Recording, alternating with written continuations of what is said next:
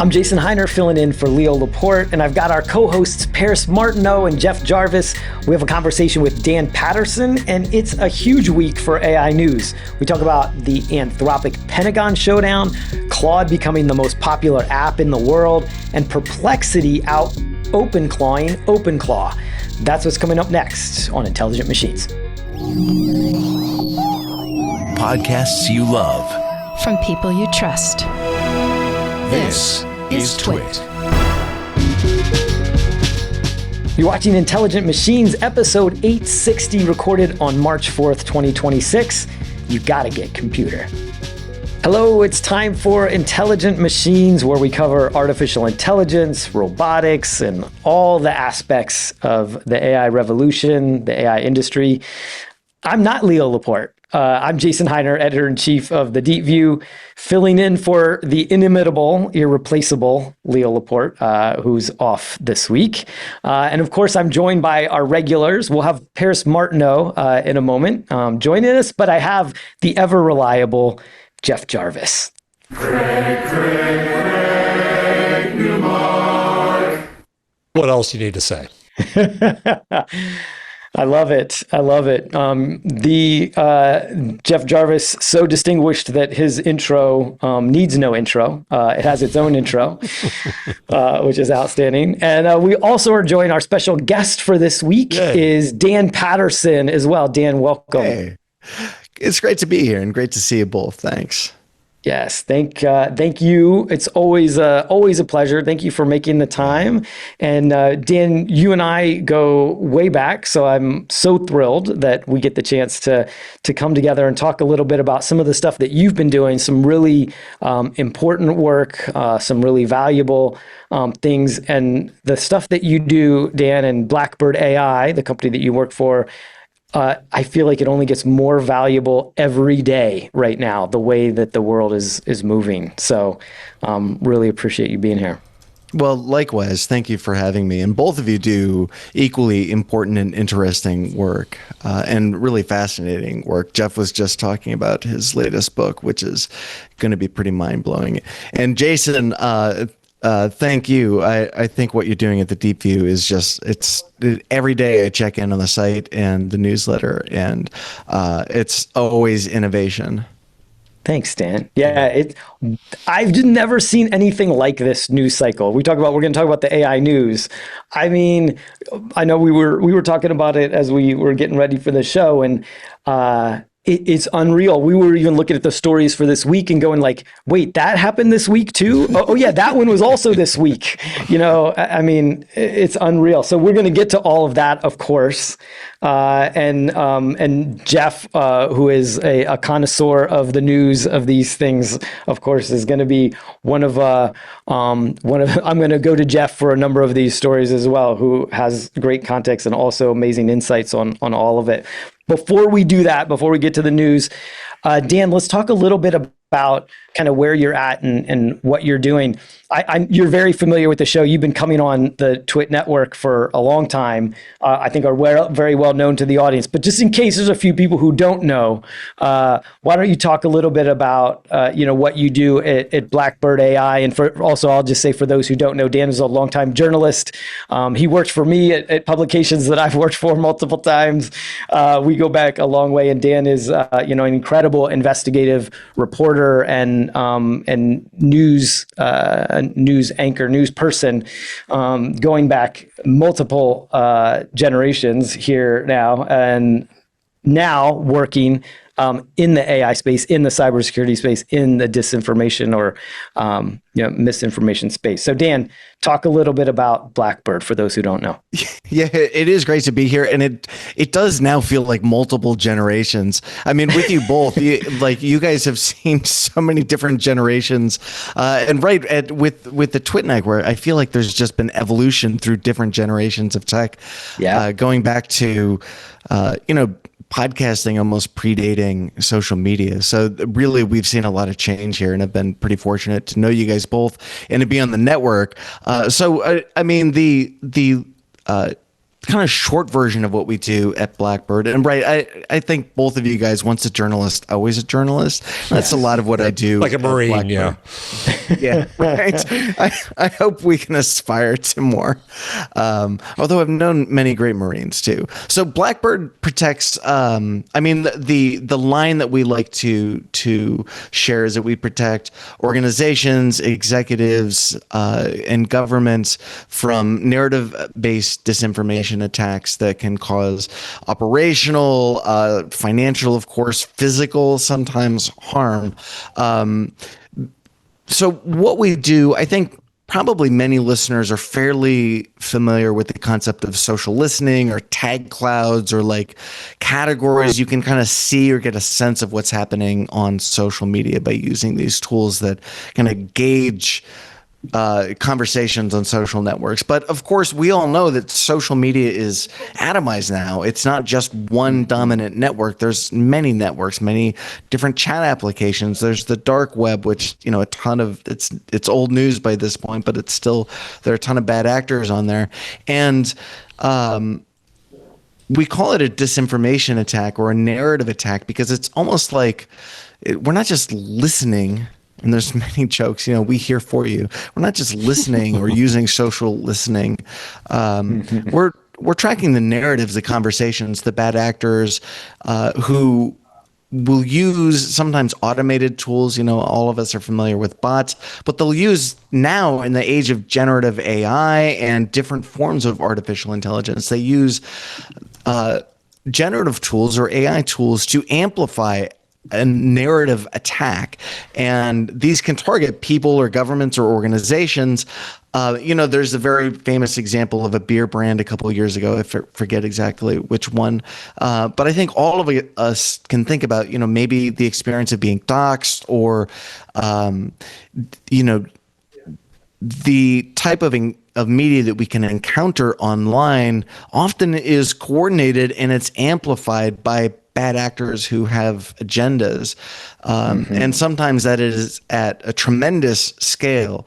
So I think both of you have probably heard the narrative that, AI is just good for slop. And it's, what good is it doing? It's costing jobs and taking all this energy. And there's some truth to some of those narratives, but we use artificial intelligence to find narratives and we call it a narrative because it traces and it moves across different applications from chat apps to social media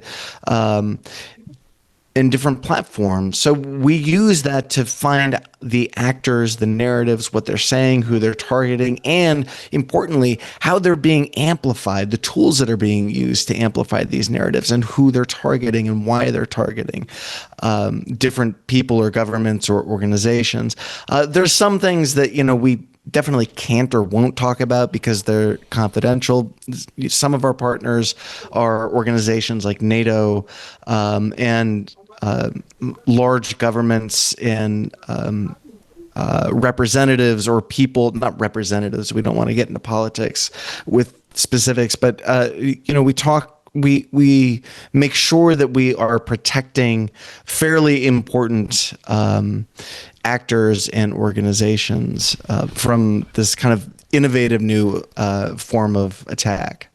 Dan, is it just attacks, or is it also, I've argued that journalists have to learn new skills to listen better. Yeah, for sure. Is it also, do your clients hear things that they, before all the internet and everything, couldn't have heard before and learned from and act on?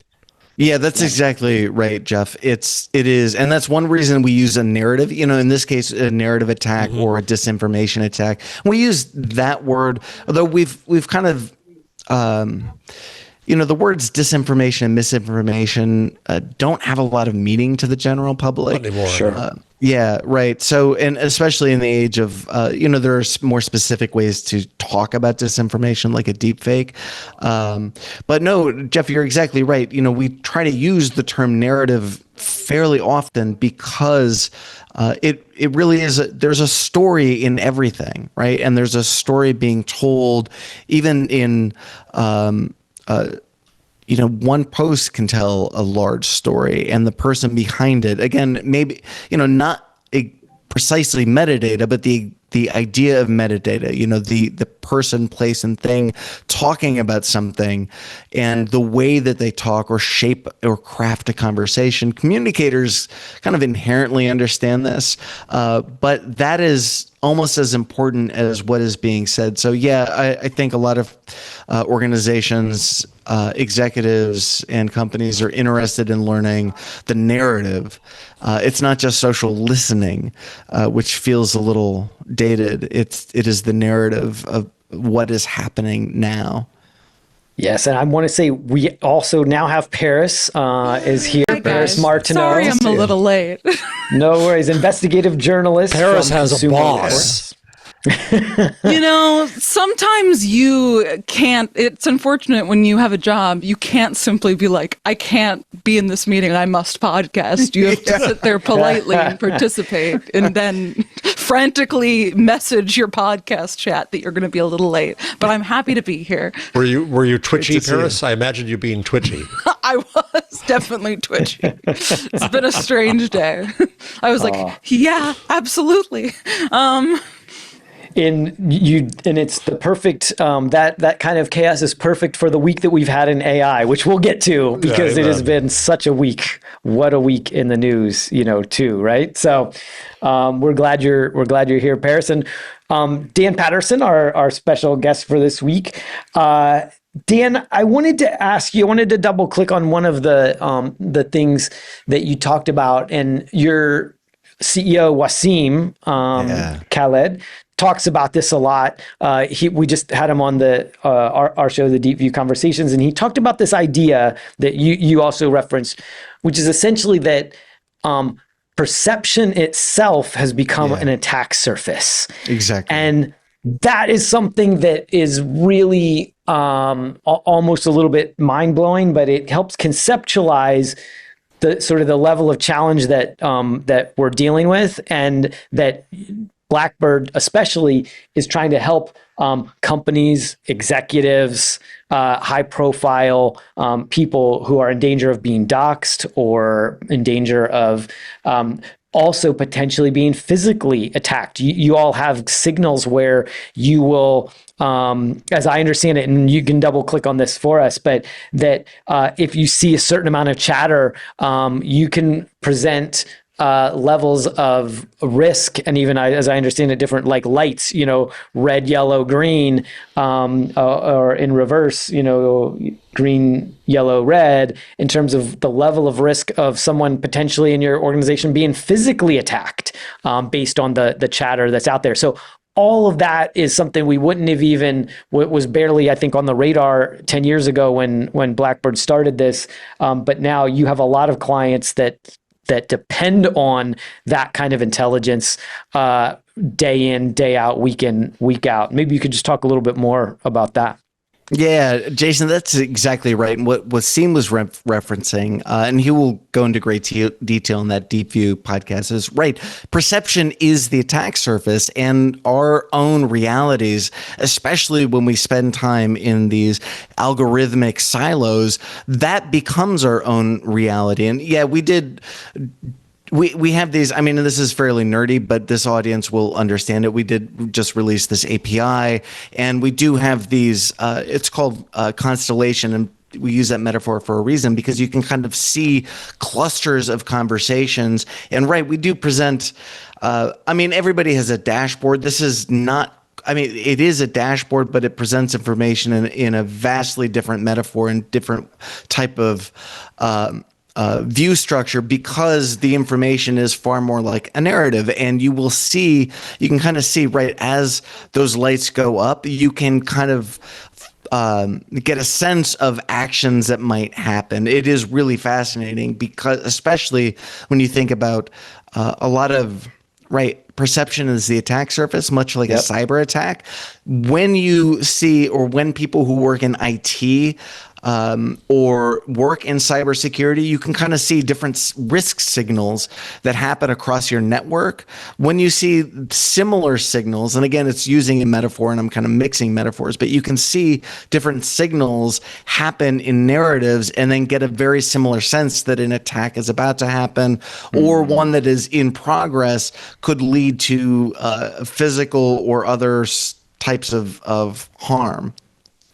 You know what's really interesting about this too, Dan, where I think it really gets to the intelligence aspect of what you do, is that it would be really easy for you all to just say, to sort of be the boy who cried wolf. Like any signals happen, like you could help the company freak out, right? You're like, here we are, we're going to send you that, like, look out, something bad is going to happen. But one of the things that you all do is you will also, as I understand it, you will tell companies, don't respond to this. There's something that's happening right now, but what we can tell from the patterns is that some of this is bot traffic, some of this is not actual, people, or the number of people are the one that are involved are, have an alternate view. And you all will give companies advice where you'll say, do not engage. Because if you engage, you will potentially amplify this to a level where it could become you could increase the risk. And so so it's not just always telling people that they should be freaked out. Sometimes it's telling people this is not worth getting, rolling in the mud on. You should let this go, let it play out. And our intelligence tells us that this is likely to just play itself out quietly over a period of the next sort of 24 to 48 hours or whatever the case. Am I characterizing that correctly? Yeah, for sure. Although I think that maybe we might do that on a macro level, and that's kind of just good comms strategy. Every journalist knows that. Like, just don't feed the trolls, don't get involved. And I think that on a macro level, we probably don't advise companies on how to respond, but we will give them the tools that allow their teams to make better response decisions, so they can not just make better decisions, but make those decisions faster. Because as everybody here knows, sometimes this happens very quickly. I don't know if any of you have had this experience. I had, years ago, I was covering stories that sometimes were pretty prone to pick up different types of bad actors. And sometimes it would happen very fast, and they can find out a lot of information about you, your family, your friends, where you work, what you do. And I just remember from personal experience that happened within seconds. And so we probably advise companies to pay attention to certain risk signals or look out for types of behavior, as opposed to like do this in this particular instance, because everybody and every organization is different. But again, my advice is always don't, just what you said, Jason, don't respond. Don't get into it. What about cases where, the attack scenario is somebody comes after you. They don't like you. They think you're vulnerable. There's various scenarios. I'm going to go to my favorite story of the week, and it's not AI and it's not Anthropic. It's McDonald's CEO eating the new Arch burger. Did you all see that? I did not. No. Oh, it's brilliant. It's a man takes a bite of a burger in a way that makes it very clear he would rather be doing anything else in the world. He's the CEO of McDonald's. He takes the tiniest bite you can imagine. And he's like, this is delicious. And he had multiple takes because the number of fries in the fry container went up and down. Maybe he was very hungry. Went on. So I just want to get that in there because I found it was so funny. And Burger King came along and the CEO of Burger King took a monster Whopper bite of his Whopper, which he's reintroduced. My point is, finally, there was no one in that room at McDonald's had the courage, obviously, to say, boss, I don't think you want to do this. I think something's going to happen here. This is self-inflicted damage. But they didn't there was a management issue there in terms of not understanding how to tell the boss something. But there was the larger question of saying, what are you going to say about the company in this case? What narrative are you creating?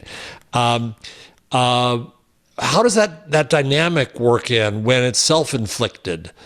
And when management doesn't know what to do? How much are you in a position of kind of educating them about their own companies and their own selves? Well, we don't have to say anything to a company, but what we do is kind of a spectrum we provide a spectrum of tools and technologies. On the one hand, like I was talking about earlier, we definitely just released an API that's hyper nerdy. Like the engineers are going to understand the API.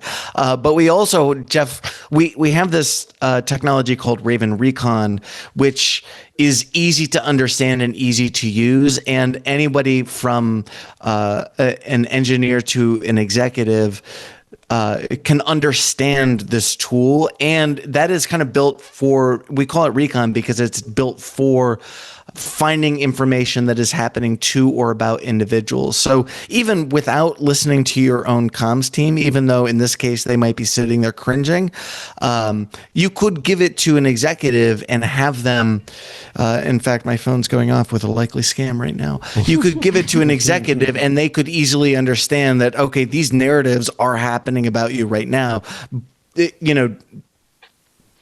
Make whatever decision you want to make, but here are the risk signals. Here is what's happening. And again, because there are more technical capabilities with the technology, it's called our Constellation platform, like I referenced earlier, because it is like stars in the sky. It touches a lot of different points. You can then say, hey, engineering team, let's learn a lot more about these narratives. Who's pushing them? Are these anomalous? Or are they bots? Or are these actual humans saying actual human things? Which can give you a lot of information. You know, if it's bots or if it's real people reacting. Again, Jeff, in that scenario, anybody can react to that and say, okay, I need to learn more about what's happening. I see the risk signals accelerating. Yeah, Dan, that's probably one of the reasons why a lot of your early customers were a lot of like crisis comms and other organizations that were dealing with where they had some kind of crisis and they wanted to figure out how can we manage this? How can we be smarter about understanding it and really stay on top of it? And like I said, there's a level of intelligence that your company provides that was just not even on the radar a decade ago, and now you help companies be a lot smarter about this area. Since then, you mentioned this at the top too. You've also started to engage other clients, nation states, NATO, others. And so can you talk a little bit about that, like the evolution, how the evolution of your of the companies that are coming and asking for your services and the intelligence that you all are offering, and how that's kind of changed and evolved both the mission of the company and maybe the tools that and the tool set that you have to offer?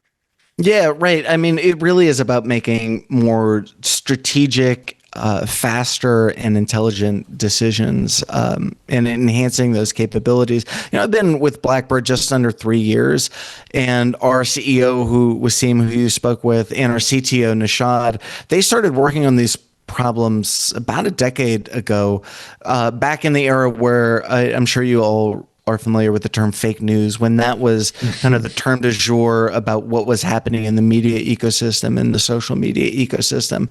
And they have also been working on, along with some of our other engineers, been working with artificial intelligence long before it was fashionable. And our technologies kind of advanced as those, again, I mean, no pun intended, as those narratives and as those ideas advanced, right? We went from kind of an unsophisticated concept that we had the word fake news for, which really didn't do a good job of explaining the phenomenon. And their technologies kind of looked at, okay, here is a good use case. Maybe it is crisis comms because we can kind of figure out using AI, or at the time, probably they're using machine learning and other technologies. And now, as we advanced through maybe the crisis comms era, and I know that we had APIs and we had different ways of tapping into the data. By the time I came on, we developed this tool called Compass, and we still use this. This is the only consumer, if you have technical abilities, you can use our tools, but any consumer can use compass.blackbird.ai. And this is, we don't actively promote this to consumers, but it's very easy to understand. You do have to create a login, and that's mostly to prevent spam and other junk. But it will check any claim that you see online. Often if you're scrolling social media, you'll see a lot of very confident claims, Sure. and you'll see something that could be disinformation. It could be accurate, or it could be intentionally accurate information. It could be intentionally or unintentionally misleading information. Often we share stuff we don't mean to, but share stuff that is misleading, misinformation. And you can put anything, literally anything, post a link to something, just type something in there. I saw so-and-so talking about such and such. And it will not just give you a yes/no answer. It will give you the context with links to where you can learn a lot more about this, and it will do it fairly quickly, a paragraph or two. We have a fast version that will give you a sentence or two, but the longer version will give you good context. Now we've built it out, so kind of to answer your question, Jason, about the trajectory, it will check videos, it will check photos and images, so you can tell, was this a deep fake, or was this a manipulated, a cheap fake? Was this something that was manipulated to advance a narrative? So those technologies and tools, I think, kind of help us look into the future. Like I said, we built this about 2.5, 3 years ago when I joined the company.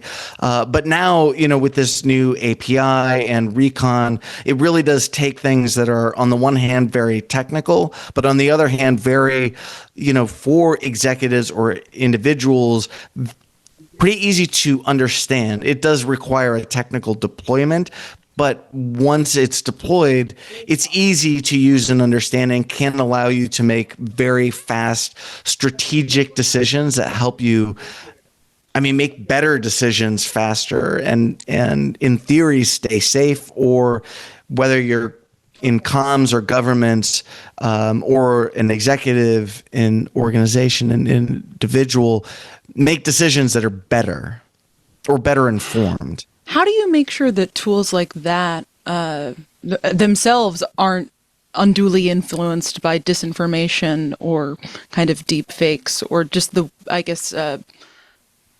general low quality nature that much of our information ecosystem has taken on, kind of especially in this age of AI? That's a great question. Very generous. Yes. Go ahead, Dan. That's very interesting as well, right? So I think if I understand your question, Paris, is like, if something is, or if the tools are dependent on the ecosystem and the ecosystem itself is being manipulated, how do you make sure the tool then isn't manipulated? Yeah. Yeah, right. So that is, again, where, and it is also where, like, I don't have the engineering chops to tell you technically how it works, but it is why we have engineers who really do. We don't have like, here's one white list of sources, and we make sure this is a good, pure list of sources that will always tell you the truth. It is pretty dynamic and robust. We don't just look at all the social networks or all of the news websites. I said this a little bit before you joined, but we will look at chat applications, the dark web, the entire information ecosystem. We have a pretty good understanding of what's happening. And because we're full of experts who are building systems that can look for this, we do see the actors that are pushing manipulated narratives, and we see the behaviors. And so we also understand the trends, the tactics, the techniques. There are very technical words for this, but working with some partners, again, like NATO, understanding these tactics is not a new practice. And so they will inform our engineers about the signals and the types of behaviors and the platforms on which information is manipulated. And so again, I'm not an engineer, but I know that we take some of those signals, many of those signals, and we build those into the system so we have a better understanding and are not manipulated ourselves. Mm-hmm. Dan, so want to be respectful of your time. One last question I'm thinking about. So this compass.blackbird.ai. This is a great resource for everyone in the audience to be able to use if they have questions about the veracity of an image, of a report, of a video. Is it a deep fake? Is it manipulated? All of those things.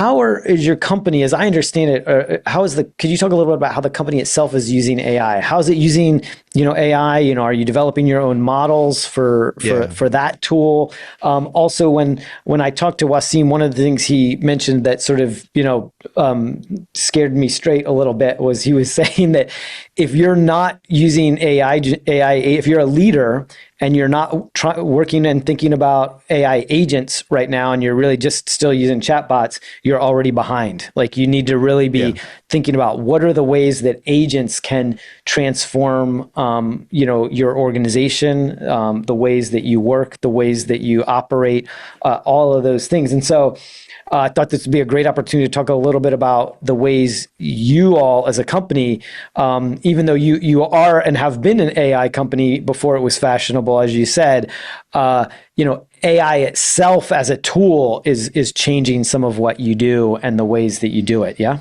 Yeah, for sure. So we do build and train our own models. The second part of your question, Jason, Wasim probably spent quite a bit of time articulating what executives and decision makers should be doing when it comes to agents. But I think that the reality is many of these tools are so accessible that they're being used by your teams, and they are transforming the business. So above you and below you, they're transforming business.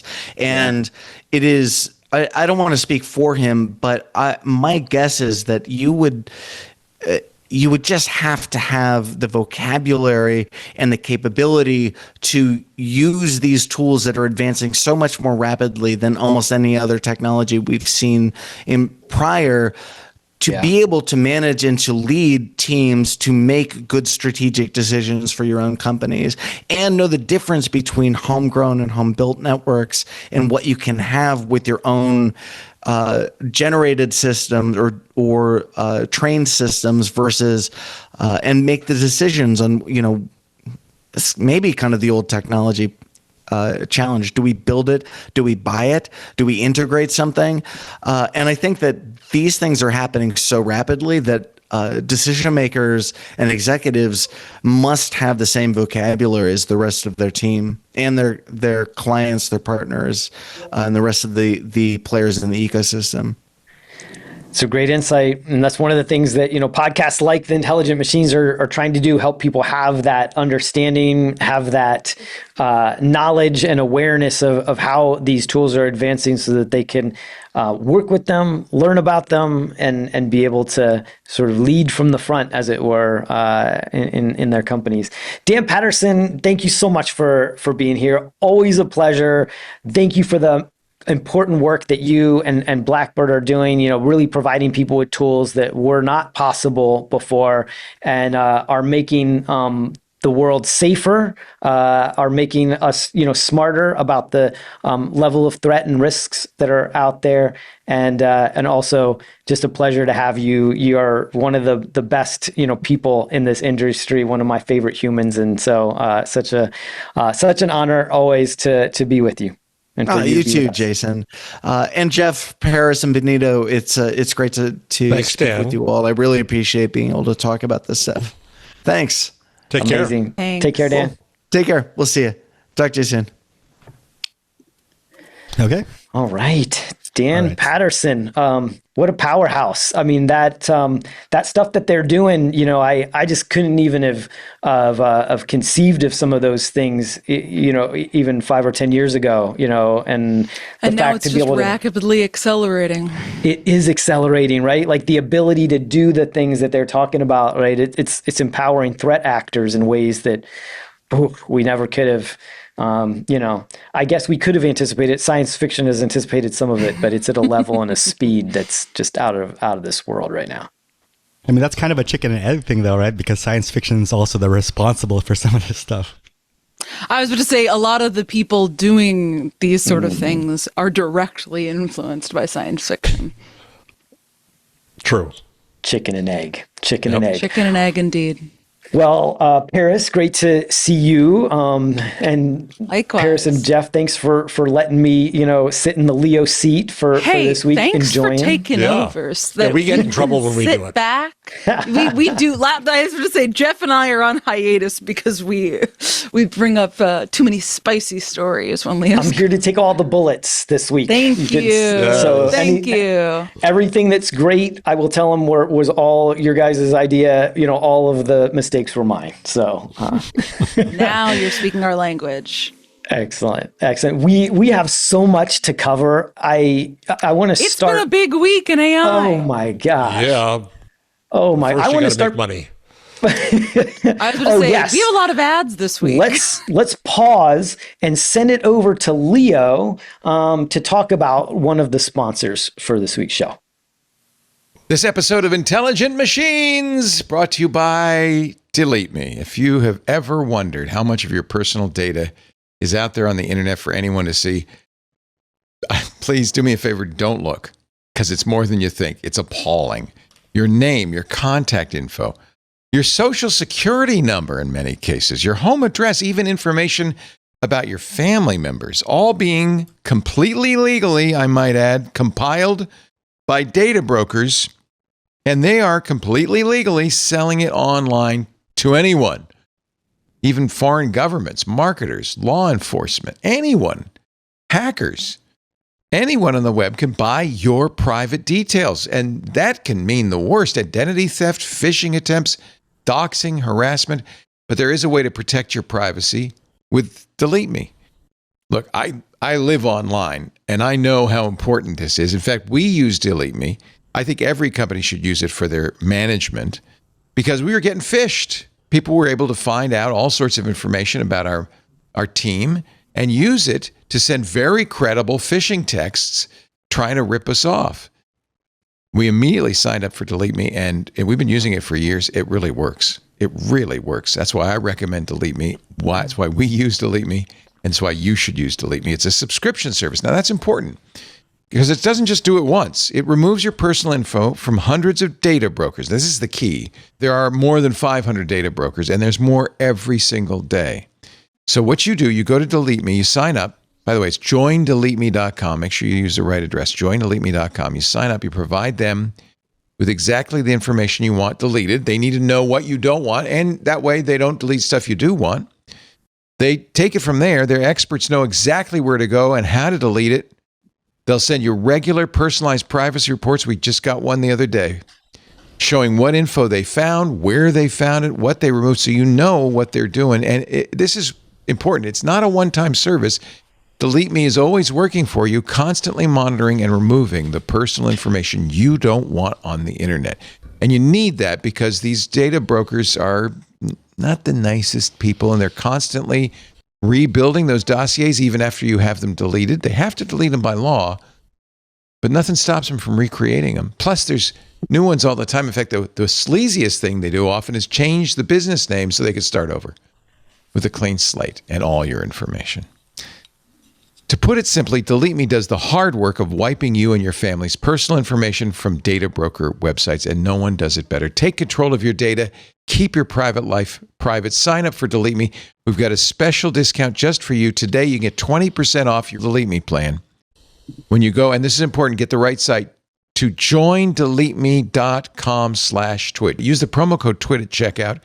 The only way to get 20% off is to go to joindeleteme.com/twit and enter the code TWIT at checkout. Joindeleteme.com/twit. Use the promo code TWIT. If you just Google Delete Me, you'll go to the wrong place. There's another company in the EU, and they don't do the same thing. You want to go to this one. It's joindeleteme.com/twit. Don't forget that offer code TWIT. Now back to Intelligent Machines. Okay, well, we have to talk about this weekend because Yeah.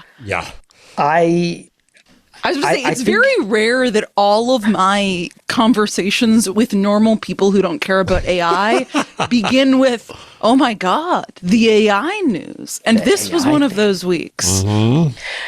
I certainly in AI, it's the most consequential news weekend I've ever seen. But I almost think even in terms of tech, I don't know that I've ever seen a weekend like this where, tech was the story, the story, even when something as consequential as the US invading another country was. Well, that's almost coincidental. Right. Oh, and by the way, we also invaded a country or bombed a country. And we use Claude for that. And we use Claude for it, right? So the whole Anthropic OpenAI saga here would be huge on its own. Yes. Add in a war, too. Just for context for anyone who doesn't know what we're talking about, on Friday, Trump directed every federal agency to immediately cease use of all Anthropic technology. This was the culmination of a simmering brouhaha between Anthropic and the Department of Defense. In part, we spoke about this last week. It's this kind of paradoxical thing where Pete Hegseth has simultaneously designated Anthropic a supply chain risk to national security, and they also used Anthropic and Claude in particular as part of their operations to enact war in Iran. Yes. The number of aspects of this to unpack are so many. So we discussed this a bit last week, where I think that Leo's starting point was similar to Stratechery's this week. Well, the government has to decide how to use these tools. I disagreed, and I think that I disagree with Stratechery as well. I think there is a need for, especially in unusual times, so we try to be not too political and call this unusual times, a need to speak one's conscience and decide what's used and what's not. The analogy I make is that certain pharma companies will not sell certain drugs to certain states if they're used in executions. Yep. And so companies have some rights there and have that ability. So Anthropic came along and said, you can't use our stuff to autonomously kill people, and you can't use our stuff to surveil Americans. And there was a moral aspect to that, but there was also a practical aspect of that. Like, this stuff ain't ready. Yeah. You don't want to use it for that. I wouldn't trust it to go kill people. What are you doing? Yes. Then the Hegseth stuff got all macho chest beating. Yes. And then Trump got all macho chest beating. As Paris recounted, they're out. And it's worth noting that this, designation, the Pentagon, as of when I checked today, the Pentagon has not formally issued this supply chain risk designation threat through any official channels. All this messaging is done on social media, as is kind of the norm in this administration, which is really adds an unusual aspect to all of it. What we've heard so far is the Washington Post also reported this weekend that a hypothetical around nuclear ballistics might have been kind of what, for lack of a better term, blew this whole thing up. The Washington Post reported that Emil Michael posed an extreme hypothetical during a meeting in January 2026. If an intercontinental ballistic missile was launched at the U.S., could the military use Claude to help shoot it down? And the accounts as to what happened next diverge sharply. The Pentagon's version is that Anthropic responded, "You could call us and we'd work it out." And officials were really mad at that because they were like, that is ridiculous. Anthropic's version is they say that's totally false. We said we've always agreed to allow Claude for missile defense, which is a crazy sentence to have to stay. Shtick, right? It wasn't part of the red lines, as they call them. Not at all. Anthropic says the red lines are two specific categories: mass domestic surveillance and fully autonomous weapons. Yeah. Right. Yes. So that was crazy enough as a story, right? Right there. That has huge implications. Is the government going to destroy Anthropic? How far could this ban go? A friend of mine at University of Virginia said, "Do we have to stop using it because the university gets grants from the federal government?" That's earth-shattering enough. Questions. Yeah. And then along comes Sam Altman. Yes. Who comes in and says, "Okay, I'll do it," and apparently was doing this all along, and at various points supposedly had his own rules, agreed with Anthropic's rules, but really didn't because otherwise they wouldn't have done it. Then he admitted that it was opportunistic and sloppy. Then he whined to his staff that this was really painful. Give me a break. And so that's added a whole nother layer here to where this goes. Yeah. I've got to ask you both, because you're younger than I am, which is not hard to be. Does the name Eddie Haskell mean anything to you? Never in my life. No. Yeah. Oh, Paris. But I also couldn't remember most names that I've heard. Well, this is an old guy TV reference. TV show reference. This is Leave It to Beaver. I know Leave It to Beaver. Well, then you should know Eddie Haskell. Eddie Haskell was the friend of Wally's, who was the two-faced, slimy ass kisser. Oh, Mrs. Cleaver, you look absolutely lovely today. Jeff. Right?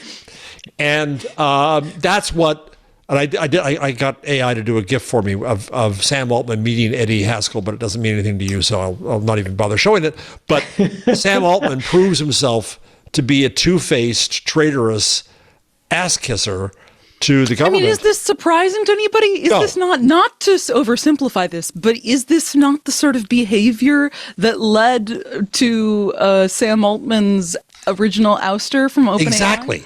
So now what happens? So now it gets more interesting because he whines about, this could be damaging to the brand, blah, blah, blah. There's a movement to delete ChatGPT. Anthropic goes to the top of the downloads. Store. And the Google Play Store also. It is skyrocketed as the number one app in the world, passing ChatGPT, which had been the number one app in the world for 3 years. Anecdotally, as listeners of this podcast will know, but Jason, for context, I'm in a lot of subreddits for all the various models. I and want to hear a LLMs, report. and I really enjoy being in the OpenAI ones, in part because up until recently, my main source of joy was whenever OpenAI would depreciate a model, people would freak out because they were going to lose their AI girlfriend. Now, all of those people are aggressively organizing to switch to Anthropic. They're angry. There have been hundreds of posts. Paris, let me understand. These were adamant ChatGPT fans. These were ChatGPT fans, so adamantly fans that they're like attuned to different models, making lengthy 100-word plus posts whenever a brief change happens to a model or some sort of tweak is made to the system. And these people are not only switching en masse to, and it overwhelmingly seems like Claude, but they are out of support, really relishing in the experience of not being in the ChatGPT ecosystem. I mean, maybe this is just the anecdotal experience that I'm seeing, but I have seen probably 20 to 50 posts in the last day or two, not looking for it, of people being like, wow, I like Claude so much more. Or wow, I think I've seen one or two that said they like Gemini. So here's my question to both of you. Did Sam Altman do permanent damage? Did he shoot his company in the foot? Or does this go past? I mean, there's of two minds. One, ChatGPT is in a position now where they are the dominant market leader. They have such a head start isn't even the way to describe it. They have so much more market penetration than any of the other companies, and significantly more. Both they and Gemini have so much more penetration than Anthropic. So it's hard to compare the two.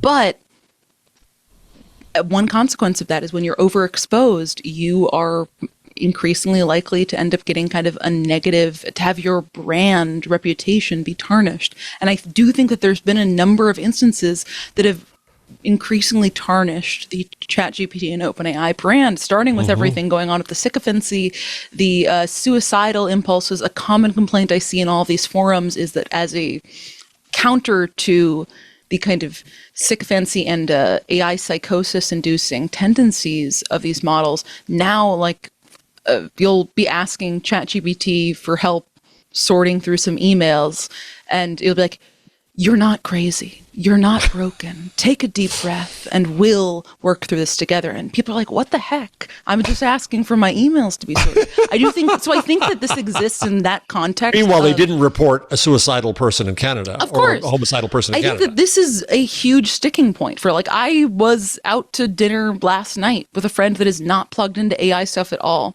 I'd say an anti-AI person in every sense of the word. She was like, oh yeah, me and a bunch of other people have like signed this stop using ChatGPT thing, and I've been seeing that being shared around everywhere. I do think that it's a notable moment so far in this company's history. What do you think, Jason? Yeah, so I think that it reminds me a little bit of the Instagram. There was like the Uber, the boycott Uber movement, because of all the things that came out about them, Until they changed CEOs. It caused them to change CEOs for sure. There was like the Instagram one, similar to that, a boycott of Instagram. It does remind me a little bit of those for sure. And they both were consequential. And I think that they were brand moments where there was brand damage done. They did both recover. And so I expect this to be a bit like that. And here's why I'm thinking so. And then there's a couple parts of it I'd love to unpack with you all and get your thinking on too. So I think that what OpenAI still has going for it is, with the level of talent that they have at the company, they are also making these tools like the easiest to use. I think by and large, even lately, I've heard some programmers talking about the fact that developers, that they're using Codex instead of Claude Code because they're like, it's actually gotten better over the last few weeks. And so that was kind of surprised me, because Claude Code has been has just had it figured out right among developers for a while. But among ChatGPT itself, like some of its controls, user customizations, things like that are just a little bit better. I think their browser also is just a little bit easier to use. So people often go to the path of least resistance, as we all know, human beings. And so I expect, as long as they don't have, and there's the risk of this, some people have left OpenAI kind of publicly, right? Even in the past sort of week, because I think that this. employee sentiment is a huge aspect of this. The employee, if they start to lose, and they've lost several important people over the last few days. If that exodus becomes more acute, then I'm going to be more worried. But I do think right now they still have the people and the staff and this mission of making these tools better and easier and faster, to the fact that I think that they will likely still own a lot of the consumer, sentiment of this. And they will continue this will be a little bit of a blip. I do have some bigger questions though too, and I'd love to get your all's thoughts on this. The Sam Altman thing, I do think that Altman's he is very much almost like the mirror image of Dario Amodei. Dario is he's very and my sense is always has been this way. He's very sort of almost like single-mindedness and like steadfast on an idea, right? Like that he pushes forward. And I want to talk about one of those ideas first. Whereas I think Altman takes in a lot of things and reads sort of the tea leaves, and then sort of makes some decisions of like, which way things are going. And let's sort of listen to our audience. Listen to. Is it unfair to say he's a little Trump-like in that he's impulsive? I think there are. I mean, he will act very quickly, I'm not right, sure on information. That I would even consider this move impulsive. I think this was calculated and has. Okay. I assume that Sam Altman, OpenAI, Google, I'm sure even Meta, are all salivating at the idea of getting Anthropic that contract, $200 million contract. Yeah. But comes with a lot of not just baggage but bombs. Well, That's right. none of them care because, I mean, Google rolled back its internal prohibition on an AI for weapons and surveillance in February. Yeah, now you have last 900 year. employees of Google who signed a letter. Well, Yeah. that's what I think is the most interesting part here. Is I think that, yes, Yep. all these like consumer reputational blights, that will continue to exist.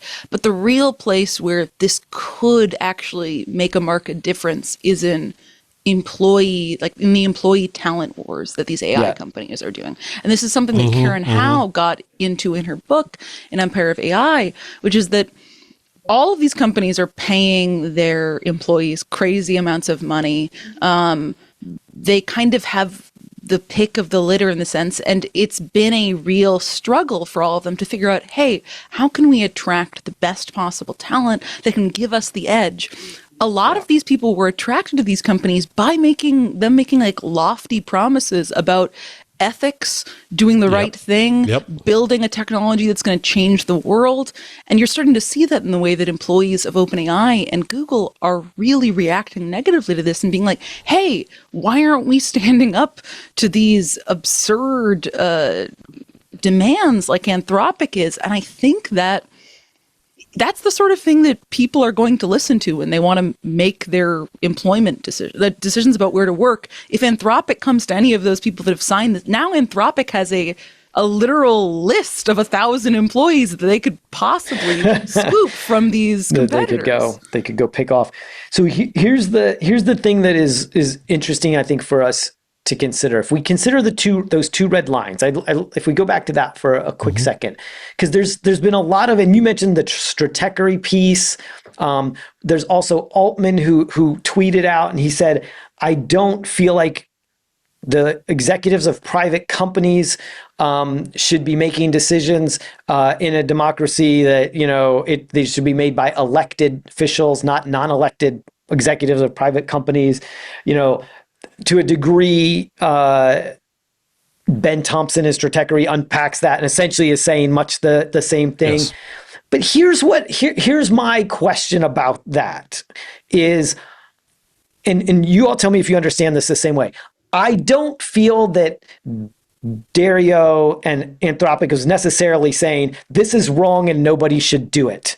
They're saying we are not comfortable with it. As Jeff, you said it, like we know this technology, we know the reliability of it, we know the challenges of it, and we are not comfortable with this technology being ready to be given the weapon where it can choose which humans should be taken out. That there should always be a human in the loop on that. That seems like a pretty reasonable ask. And then the other, mass surveillance, which is illegal.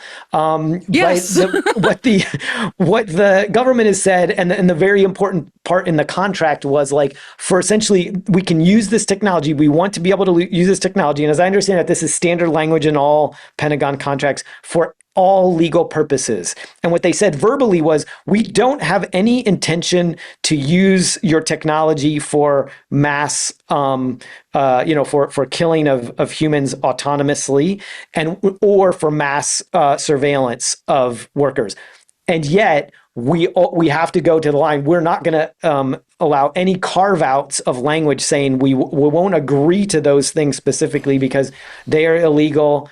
And all things that are illegal are part of the contract. And Anthropic said, like, we're not comfortable with that. We want that carved out because these are areas where if humanity, like we've seen this movie, right, where when robots and AI can kill humans without any human intervention, the potential consequences are very, very negative. And we believe that we don't want the technology we've built to be a part of that because our feeling is the consequences are very negative and we don't want to do that. That to me seemed like a very reasonable consequence. And I feel like it has gotten mischaracterized as them moralizing to the government and trying to tell the government what to do. Am I understanding it correctly? What do you think? Yeah, I mean, this is what we discussed last week too. Okay. But Ben, who does great analysis, though I will confess I always go to Gemini and ask it to summarize him first because he's so long. Ben argues strenuously that you can't have companies deciding what's what. You got to have elected officials deciding how to use these tools. Otherwise, you'd have a dictatorship of companies. Well, Right. there's a few issues here. One is we are in exigent circumstances with the government we have. And individual responsibility and accountability will matter. And so just as the 6 members of Congress who did the video reminding members of the military that they should not follow illegal orders, because they are ultimately responsible under the laws, the precedent established at Nuremberg. Pardon me, I'm not going Godwin's law here, but I'm going to end up going there a little bit for a minute. Sorry. It's going to get worse for a second, then it'll get better. So there's responsibility for the military person. Is there not also responsibility for the company? As I mentioned earlier, pharma companies choose not to sell their drugs to states that are going to use them in executions. IG Farben, the manufacturer of Zyklon B, has been held responsible by history and others for selling that poison to the Nazis in the concentration camps.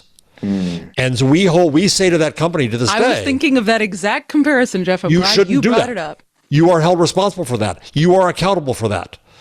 And so Stratechery is worried, Ben's worried about the dictatorship of the company. Okay, I get that, but I'm worried about the dictatorship of the government. I'm worried about the if a government- dictatorship of a dictatorship. Exactly. And if you're going off and doing things, and we constantly are saying to the AI companies, you need to be careful about how your stuff is used. You need to put in guardrails, though I think that's impossible, but we still say that. People say that, right? You are ultimately responsible. We say the same thing to social media companies. We say that in all these companies. You are responsible. You are accountable. You have to be moral in these decisions. Well, okay, so Anthropic comes along and says, yeah, we have a moral line, and here it is. And we don't want our stuff used in this way. And then they're being accused by people like Ben of trying to be dictators. No, they're trying to be accountable and responsible in again, exigent times where the risk is very high that their technology could be used in a way that would, and at least shame them in history. So I think that they've got an opportunity and a need and a responsibility and a right to say no. So it's a really interesting issue here of where you go. And then if we go to Google, I think Google's right now trying to hide. Like, just forget us for a while. We're not really here. It's very interesting. Google and Meta Let are them both fight like, this out. And Microsoft, I think, and Amazon, right? They're all, Amazon's, we'll get that in a minute. But they're all kind of trying to hide. But Google now has employees rising up again, as they did in the robot days. That is the days when Google had a robot company, saying, don't use this stuff for war at all. Yeah. And so where do these other tech companies go for all the reasons you mentioned, Jason, but also for their moral and legal responsibility to themselves and their legacies? I also want to point out Lieutenant General Jack Shanahan, who was the inaugural director of the DoD's Joint Artificial Intelligence Center, the guy who led Project Maven, the Pentagon AI program, that famously caused that Google employee revolt in 2018. Yeah. He weighed on the subject this weekend as well. And he said, painting a bullseye on Anthropic garners spicy headlines, but everyone loses in the end. He called Anthropic's red lines reasonable and said, quote, no LLM anywhere in its current form should be considered for use in a fully lethal autonomous weapon system. It's ludicrous to even suggest it. I think that speaks for itself. I'm baffled as to how this situation got to the point that it is at now. Because you're dealing with some nut jobs. I mean, yes. Hegseth is, at the same time, he went to the Boy Scouts and said, okay, you can keep girls for a little while, but you have to get rid of all the DEI. So I'm sorry, I'm going to do it again here. I'm going to go to the same place. I'm going to the Nuremberg. So it's now the Hegseth Jugend, right? And they're dictating to the Boy Scouts. What do you do in that case? You've got macho. It's a macho thing, and you don't dare disagree with me. I'm going to get you. I'm going to destroy you. Yeah. And they have the mechanisms to do so. Yeah. What was incredibly unexpected, maybe, was that they did this and they told them. Now, to your point, Paris, they haven't actually executed on the promise, which is to make them, a supply chain risk, which is normally reserved for foreign adversaries. Right. So it was definitely a DEFCON 5 move. It's like, we're going straight to DEFCON 5. Like, we're going to term you an adversary, to the, to the Republic. And there was some concern, I think, that could really damage Anthropic, right? That could have It could kill them almost, couldn't it? It could kill the company, right? Or at least it could make a lot of people uncertain about whether they could still do business with them. Yes. And they are largely, for those who aren't familiar, I'm sure most of our audience is, they make most of their money on their API, on their enterprise business, companies paying to use their services. So if a bunch of those companies have questions about whether it's legal for them to use it, that causes a lot of problems. And then something happened that we didn't expect, which is that American citizens and maybe people around the world were so inspired by the stance of what they did, of this sort of principled stance that they had taken, that they started downloading Claude. Claude has been, most people, if you say Claude, they don't even know it's a chatbot until last week. Yeah. It's like this very Give me second pretty tier. pictures. Yeah. What goes this good for? Nobody really knew what Claude was. Not nobody, obviously. It had its fans. A lot of the tech narati, like the people who are really into AI, a lot of them for years have not years, for months have been saying, because this is this industry, it feels like years, but months, have been saying like Claude is the best. And I've seen this, and probably you all have seen it with a lot of, people, who are really deep into the AI ecosystem and use it a lot, have been using Claude because they're like, there's just parts of it that are a lot better and more accurate and less hallucinations and safer and all that. So fine. But the broad spectrum of people did not know what Claude was until this weekend. And all of a sudden it went from it was 40th to 100th on a lot of Jimmy that, Kimmel of app AI. stores. Shot to exactly the top, number one, within hours, essentially, after the word came out on Friday. Downloads surged so much that Claude also went down this week and experienced, Twice? It was twice, part because a surge in downloads and usage, but also I think a data center got hit by a missile. A complicated weekend for good old Very complicated. So Claude rises to the top. And I don't know about you all, but I'll even share an experience I had I have a friend, does not work in tech, works in nonprofits, is an educator, very smart person, wonderful friend of mine, who came to me on Saturday afternoon, and he had downloaded an AI chatbot for the first time. And he downloaded Claude. And he was having to do two things. He was having to sort of make a social speech, and then he was working on this presentation that he needs to give for in an academic forum. And he told me, he's like, I have to show you this. He's like, this one, I asked it to sort of make the basics of a speech for me, and he said, I have to tell you. And then the other thing he said, and the other thing is, I helped it have it help me think through the arguments that I need to make in this presentation. And he said, and I have to tell you, and I'm going to show them to you. He said, I'm both really upset and incredibly impressed. He said, I'm upset at how good it is, and I'm also impressed that it could help me, think through some of these things in such a powerful way. So he showed me them, and he had done a great job with these things.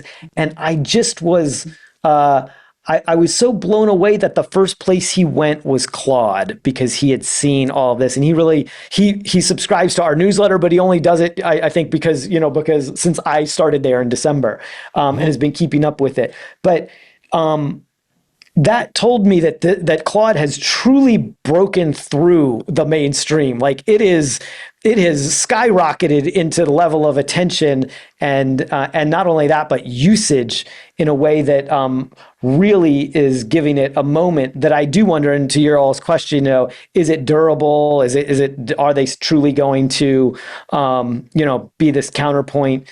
Is it a cultural moment? But I think we have to acknowledge that we kind of at least in this sort of 3-year AI boom that we're in, we haven't seen anything like this before. Something, come out of nowhere and go from zero I had a to very hero. similar experience this weekend. A friend of mine who's always been, I guess, a big Gemini head, but has kind of like waxed and waned. Like there's maybe a time where he was using it more, but doesn't that often. He mentioned to me this weekend, he was like, yeah, I downloaded Claude and I'm just like playing around with it and by Monday he was like, Claude's helped me reevaluate my whole current life, professional progress. I've vibe coded a CRM for my custom outreach that I'm going to be doing this week. I literally just got a text 5 minutes ago.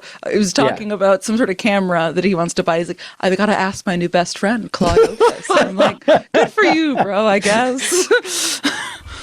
So the other, I didn't even put this in the rundown, but NVIDIA, Jensen Huang said they're going to invest the $30 million in OpenAI, but he said that's probably it for both OpenAI and Anthropic.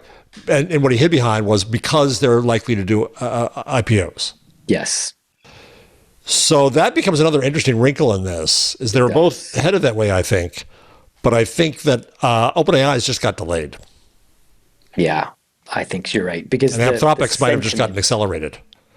Yes, sentiment. The markets are based on sentiment. In addition to earnings, but really the sentiment on both of these companies just shifted so dramatically. In the last 70, or the 72 hours over the weekend, that it really changes the game, at least in the short term. But longer term, these are both going to be public companies. They're destined to be some of the biggest companies in the world. I think they are on the way. NVIDIA, OpenAI, and Anthropic, it feels like in 3 to 5 years from now, they are the sort of Apple, Microsoft, Google, of this. Now, we shouldn't count Google out either, right? Google, it was just a few months ago that Google was sort of the belle of the ball with Gemini 3 and Nano Banana, and they do have some things going in the right direction. And so we can't count them out either, I guess. Yeah. So Paris, you raised in our private little chat, it's probably time, Jason, to earn some more money. It is. And then come back for some more stuff, because you've got 3 ads to get in before we turn into a pumpkin. Everybody loves to advertise on our Here show, Intelligent Machines. They do. 4. And we love them. 4 today. Leo's gone, and look what happens. The money comes ka-chinging in. The money just shaking out of trees. Jason's here. Get me there. Amazing. All right, so let's send it over to Leo to talk about another one of this week's sponsors. This episode of Intelligent Machines brought to you by Modulate. Every day, enterprises generate millions of minutes of voice traffic. That's customer calls, agent conversations, and sad to say, fraud attempts. Unfortunately, in most cases, that audio is still treated like text, right? Flattened into transcripts, which strips it of tone, more importantly, strips it of intent, strips it of risk. Modulate fixes that. Modulate exists to change that. First proven in gaming, Modulate's technology has supported major players like Call of Duty and Grand Theft Auto. These games really needed it to separate, playful banter from intentional harm, and they do it at scale. Today, Modulate helps many enterprises, including Fortune 500 companies, understand 20 million minutes of voice every single day by interpreting what was said and what it actually means in the real world. This capability is powered by Modulate's very powerful ELM. They call it Velma 2.0. I love it. Velma is a voice-native, behavior-aware model built to understand real conversations, not just transcripts. It orchestrates 100+ specialized models, each focused on a distinct aspect of voice analysis, so it can deliver accurate, explainable insights in real time. This is an amazing technology. Velma ranks number 1 across 4 key audio benchmarks, beating all the large foundation models in accuracy, cost, and speed, because it's designed to do exactly this. Velma's number 1 in conversation understanding, number 1 in transcription accuracy and cost, number 1 in deep fake detection, number 1 in emotion detection. Built on 21 billion minutes of audio, Velma is 100 times faster, cheaper, and more accurate than LLMs at understanding speech. And that includes the best: Google Gemini, OpenAI, XAI. Nobody does it better than Velma. Most LLMs are just, black boxes. Velma doesn't just assess a conversation as a whole, it breaks it down for greater accuracy and transparency by producing time-stamped scores and events tied to moments in the conversation, which means you can see exactly what's going on when risk rises, when behavior shifts, when intent changes. With Velma, you can zoom right in. You can improve your customer experience. You can reduce risks like fraud and harassment. You can detect rogue agents and more. Go beyond transcripts. See what a voice-native AI model can really do. Go to Modulate's live, ungated preview of Velma. It's at preview.modulate.ai. That's preview.modulate.ai. See why Velma ranks #1 on leading benchmarks for conversation understanding, deep fake detection, and emotion detection. Again, that's preview.modulate.ai. Now back to the show. All right. Thank you, Leo. And we have more war news. We do. So before we could talk about this whole Anthropic, Pentagon, OpenAI thing for another hour, I'm sure. The last thing I wanted to wrap it is we ran a poll on the Deep View. So we have our audience is goes it's about 500,000 people. Every day we run the top stories in AI.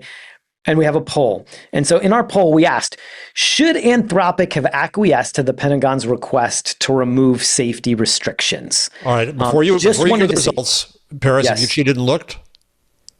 No. What do you think the answer is going to be? Yeah, what do you think the answer is going to be? Overwhelmingly, no. I'm going to be optimistic. Okay. What do you think, Jeff? Yeah, I'm going to be optimistic too. We're siding with Anthropic. 79% said no, they should not have acquiesced. 17% said yes. 5% said, other. Do you have any other details on the 19% who said yes? Like, are they? No. Do they have a sub bucket that's like corporate shill or something? I don't know, but our audience is pretty diverse. It's mostly professionals who work in the AI industry or who work with AI, and it's pretty diverse across the U.S. And Canada. And so, the Canadians skew it then. All those good guys. Yes. So I was surprised by that. Like that. What about it was surprising to you? What was surprising to me? I figured it would be yes, the majority, but I thought 55-60%, right, will say yes. Because in most anything these days, you will find a minimum of 35 to 40% who will side with the administration. Exactly. Well, as someone who's spent probably many hours at this point with our survey team at Consumer Reports, whenever I've had to write these sort of things, I think that part of the reason why you get such an overwhelming response is the way the question was asked. Sure. It's true. It's definitely asked in a way that it makes it clear what the moral choice is. It's true. It was a little bit of a leading question, but it's also fair. kind of a leading scenario, I think I would argue that that's an accurate way to describe the situation, even if it is leading. How would you otherwise word it? Did Anthropic do the right thing or the wrong thing? Check one. Well, no, probably. I mean, the thing I've learned about talking with, we have this whole team of professionals. I don't even know what the profession is called of surveyists, and it's a million different caveats. It would be like a thing being like a paragraph that dryly summarizes the debate, providing arguments on both sides, and then says do you agree or disagree with Anthropic's stance as stated, or something like that? It would be making it a lot more boring, opaque, and kind of hard to parse, which I think is perhaps a disservice to. It's like, should Anthropic made its stance on the two items that it believes should not have been left to LLMs to do, whereas the government, believes that they are elected officials and should be the ones that decide, where do you stand? Boom, boom. Like something like that would have been a little more. Yeah, but I think also, part of the thing is there's like a million ways to slice and dice surveys, and I'm not sure that it's entirely a useful endeavor. When I think it's true. I thought this was the because full disclosure, I wrote the question. So I thought this was the most obvious question to ask ultimately was should they have acquiesced or not? Well, I argue that all surveys are biased by their nature, period. Yes. It's fair. And I'd also argue that anyone who's reading your newsletter and responded to this survey already has a more robust understanding of the situation than any average survey respondent. That's right. That's right. So that's fair. They understand what an LLM is. They understand the risks. They understand hallucinations. They understand how long they get things wrong, and they probably are less likely to trust them to do really, important and sort of existential kind of things. Is this one of the most overwhelming responses you've gotten? It is. It actually is one of the most overwhelming responses we've ever gotten to a question that went sort of one direction or the other. Do you remember any others off the top of your head? Yeah, Claude 4. Should Claude 4.0? Should ChatGPT 4.0 be killed? Should we be allowed to marry ChatGPT 4.0? 85% say yes. Yes. Now, I do want to go to the Amazon questions. There are some other war, related things that we should touch on. So Jeff, big old war section tonight, guys. Oh my God. Yeah, we do. A whole one. So Jeff, why don't you talk a little bit about the Amazon part? This is straightforward. That Amazon says the drone strikes damaged 3 facilities in the UAE and Bahrain, and there's no one saying directly that they were targeted. However, things are pretty well targeted these days, and Amazon, as an American institution, bigger than Kentucky Fried Chicken, in these foreign places, with the internet and technology, with everything that's going on, it's really interesting to me that I think that American tech now becomes a pretty clear target. Yeah, it's a really interesting development that one of the things that are most known about America and Americans are these companies, these global tech companies that are the biggest companies in the world, are in some sense the biggest symbols of American, of what is American, in the same way that Coca-Cola might have been, or Nike, or other companies in past generations. The most iconic things, Kentucky Fried Chicken, you mentioned, Jeff, McDonald's. In a very real sense, the tech companies are the emblems of what America is, and so in that sense, they are also what we've learned now, the biggest targets to, if you want to make a statement about your feelings. Rest of America. World had a good reporting on this as well this week. It kind of captured the larger stakes, which is that, the Gulf has basically positioned itself as a safe harbor for the world's data, to attract Silicon Valley. There's been over $2 trillion in investment pledges made during Trump's Gulf tour last May. And it's been kind of positioned as, quote unquote, the third global center for AI alongside the US and China. And now, there was a researcher at Qatar University who told Rest of World the security frameworks behind the US UAE AI partnerships were built for supply chain control and political alignment, not for protecting buildings during a military crisis. And now, this just makes it increasingly complicated. It does. And I want to go back to what we were talking about before, too, in terms of Google, Microsoft, Meta, and Amazon. Yeah. They were all scared of pissing off the administration.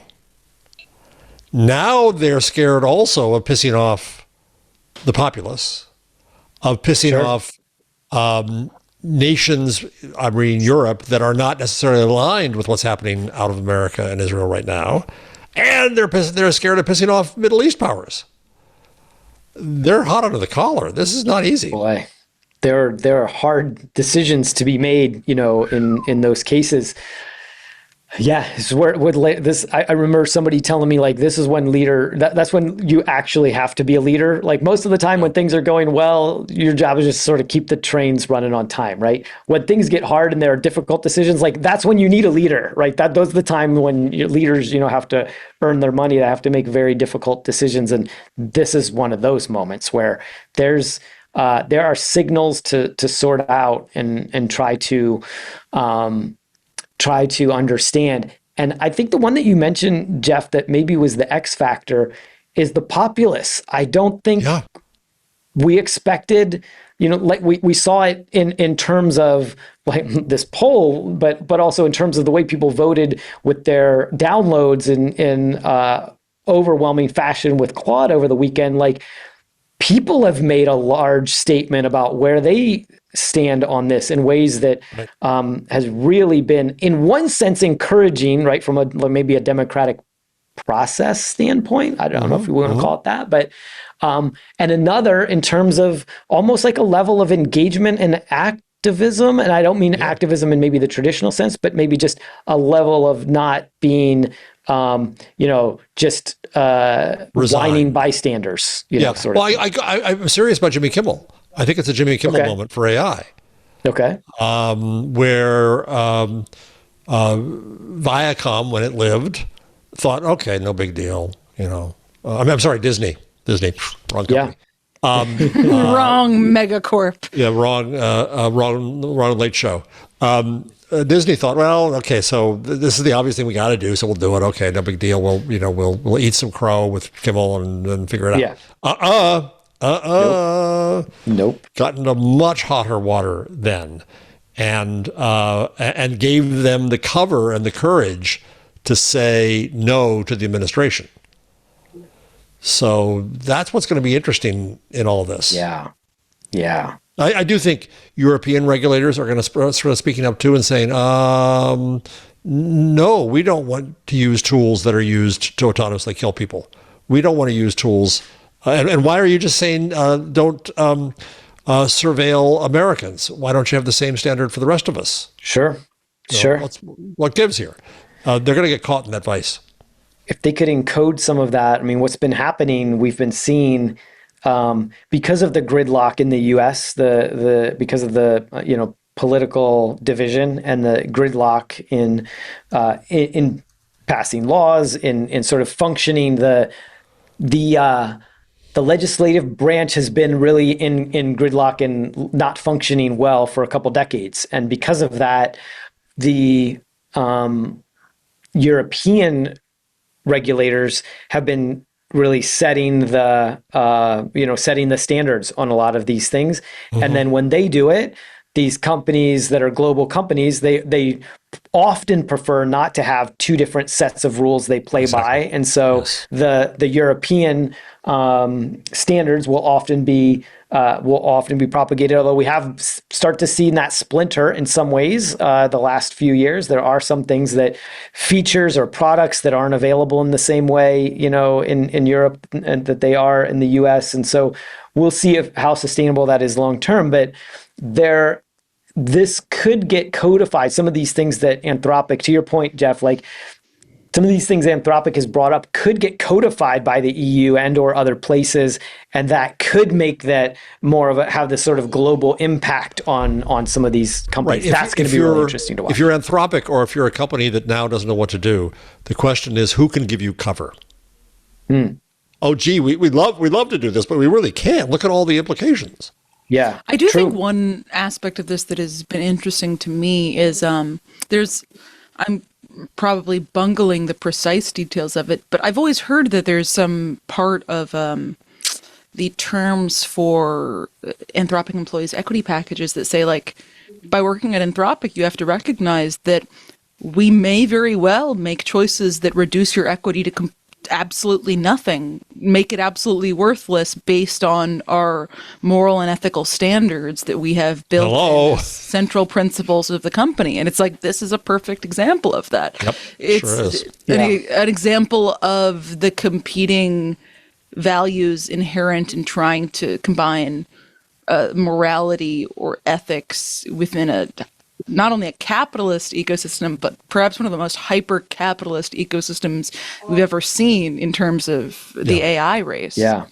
It's interesting. This came up, over this weekend as well, Paris. I'm glad you surfaced this because, or elevated this, because I hadn't seen that before or heard it or read it. But basically some people took the language and put it on Twitter and said, like, in the employment agreement, it says we may make decisions, just as you said, that could take the value of the company, or to zero, but that we will make these decisions based on our, essentially our company mission. So now I'm going to play devil's advocate for a minute here. That's the proper Leo role, yes. Thank you. So Nat Rubio-Licht, who works for the Deep View, wrote a perspective or a commentary. We have this at the end of all of our stories. It's called Our Deeper View, where we're trying to really get to what's the thing, right? Not just report the news, but also get to what's really going on here. And in one of these, over the past few days, what she wrote was that in one sense, what else was Anthropic going to do? They built the company on this mission that we are the safe AI, we are the principled AI, and we are the ones that's going to put guidelines in place. And so did they really have any other choice? Like acquiescing would have literally... I would say absolutely they did. Every single company in existence has basically made the other choice. Google used to have a core principle of don't be evil, and they went so far the other way, they were like, we're scratching that out, buddy. It's too hard. So this is why we published that argument just as it was, and I am really proud of the way that she wrote it. I thought it was very well reasoned and very clearly stated. When we talked about, one of the things that I said was similar to what you mentioned, Paris. What we've seen throughout history is when these moments come, what the technology companies have all said is, we make the tools.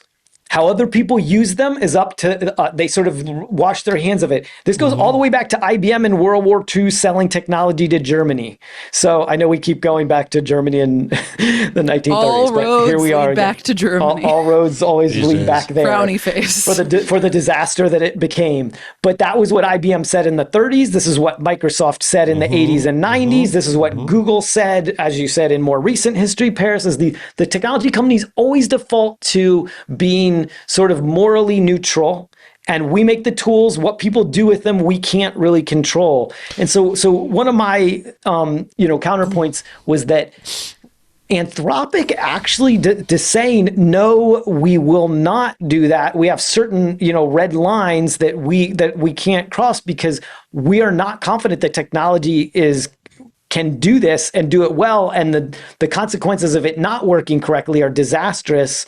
And so and our core to democracy, our core to human rights, like we can't do it and we won't do it. I find that pretty unique in human history in terms of all these tech companies. I can't think of another example. Jeff's example of the drug companies is a good one. The pharmaceutical companies. That's pretty edge case. But that is pretty much of an edge case. Had you asked me a week or two ago what I thought Anthropic would do, I would have said, oh yeah, they're going to keep their military contract, make sure they're not cut off from the supply chain like every other company. I will say it is very startling to me. It's surprising that they decided to literally put their money where their mouth is. So let me go devil's advocate again. Okay. Go round and round here in the hall of mirrors here. Is I contend that the idea, and I've done it on the show often, that the idea of guardrails is a lie. Okay. It's a general purpose machine. My example always, hello Gutenberg, is thank you, Benito, for the plug there for the full screen for those watching. You can go back to the three shot now. Is that the printing press was a general machine. You couldn't have said to Gutenberg, okay, you can do this, but there's this guy who's going to be born called Martin Luther. Keep him away from the damn thing. And you can't, because it's a general machine. And AI, though I don't believe in AGI and all that, it is a general machine to the extent that anybody can make it do anything they want. And the guardrails are a lie. So in a sense, on the one hand, Anthropic could have said, yeah, we have no control over how people use our tools. Exactly the way you put it, Jason. Exactly that. We have no control. It can be used any way. But then on the other hand, they say that it's not up to the tool to be controlled, it's up to the people. And so it's up to us to tell the customers, you may not use it for this. And there's plenty of other examples in there, right? I mean, when I recorded the audiobook for Magazine, on sale now, right? At the end, they were going to have me read a statement saying, no company may use this in any form or any universe, this or in the future for AI, or we're going to kill you. And I said to the producers, I can't say that. It's not coming out of my mouth. Nah. And so they're setting a restriction. What are terms of service? They're all restrictions that are put on products. Whether we read them or not, whether we follow them or not is another matter. But companies all the time say, you may not use this in this way. Okay. You may not do these things. So it's not about the tool itself being foolproof. It's about the need to tell the people who use it how they may use it in your view. And if you don't like it, don't buy it, should be what should be said. I think it's also interesting here. I know we're going back to our first story again because it's so big. It's so big. One thing I don't understand about the timeline of all this from the beginning is that this was in their contract and in their rules, right, from the beginning. You may not use it for these two things. What was it? Just the war game that motivated them to come? Was it just wanting to be hard asses with Anthropic? Yeah, what I'm just triggered like, how the did fight? it get this bad? Yeah. We are missing some information on how that unfolded and why and when. I think it's clear, likely to come out in basically the coming days, weeks, months. But yes, I think we don't know that, and it will be potentially, I think, helpful to us in understanding the story. Really will. For now, I'm going to send it back to our good friend Leo to give us another one of this week's wonderful sponsors. This episode of Intelligent Machines brought to you by Zscaler, the world's largest cloud security platform. Look, we here at IM know the potential rewards of AI, and you probably should know about it too. It's just too great for your company to ignore. But we're also aware, and I hope you are too, of the risks. Not just, loss of sensitive data, attacks against enterprise managed AI, but also, frankly, threat actors. Generative AI increases their opportunity, helping them to rapidly create phishing lures, to write malicious code, to automate data extraction. There were 1.3 million instances of social security numbers leaked to AI applications last year. ChatGPT and Microsoft Copilot alone saw nearly 3.2 million data violations. You don't want that to happen to your company. You got to rethink your organization's safe use of public and private AI. Just check out what Siva, the Director of Security and Infrastructure at Zuora, says about using Zscaler to prevent AI attacks. With Zscaler being in line in a security protection strategy, helps us monitor all the traffic. So even if a bad actor were to use AI, because we have a tight security framework around our endpoint, helps us proactively prevent that activity from happening. AI is tremendous in terms of its opportunities, but it also brings in challenges. We're confident that Zscaler is going to help us ensure that we're not slowed down by security challenges, but continue to take advantage of all the advancements. Thanks, Siva. With Zscaler Zero Trust Plus AI, you can safely adopt generative AI and private AI to boost productivity across the business. Their Zero Trust Architecture Plus AI helps you reduce the risks of AI-related data loss and protects against AI attacks to guarantee greater productivity and compliance. Learn more at zscaler.com/security. That's zscaler.com/security. Now back to the show. So I want to talk about one more big thing that happened. But there's so many big things. Like we could go and talk about a lot of other things, but there is We one. could have another 3 hours of this podcast. I know we could do a lot. I've never seen a week like this, and I feel like I've said that about 3 or 4 times so far in 2026. But here we are. I want to talk about a product that Perplexity has announced over the past week. And Perplexity had been flying a little under the radar so far in 2026. But they released a product in the, this has become the year of AI agents. The personal AI agent has become the thing. Claude Code, so Anthropic's product Claude Code and Claude Cowork were a big part of this. That has become an AI agent. Leo has talked a good deal about that and the success he's had in doing some and automating some things in ways that he has found incredibly helpful and powerful. And then, of course, we've had the whole OpenClaw, ClaudeBot, MoltBot, MoltBook phenomenon, all of its own, and then OpenAI, of course, hired Peter Steinberger, and then OpenClaw has become its own foundation. That has again risen to the level of consciousness, a new level. This concept of AI agents, and then when OpenAI hired Peter Steinberger, they basically said we're going to have Peter come here and create AI agents for everyone. We're going to make AI agents that are just so much easier to use, because you have to be a bit of a techie to use either OpenClaw or Claude Code and Claude Cowork. And so they're like, we're going to make this a lot easier.